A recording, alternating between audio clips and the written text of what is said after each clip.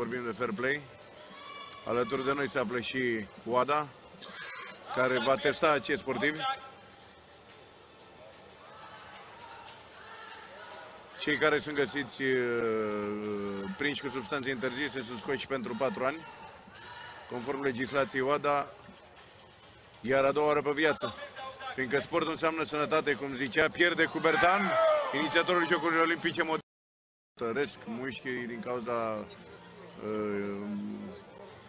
încărcării cu sânge, efortul excesiv solicită foarte, foarte mult brațul. Amândoi intră strep, o să fie o luptă similară celei de mai devreme, top roll contra push. Încearcă un push, dar este prea spart brațul acestuia. Este deasupra lui total.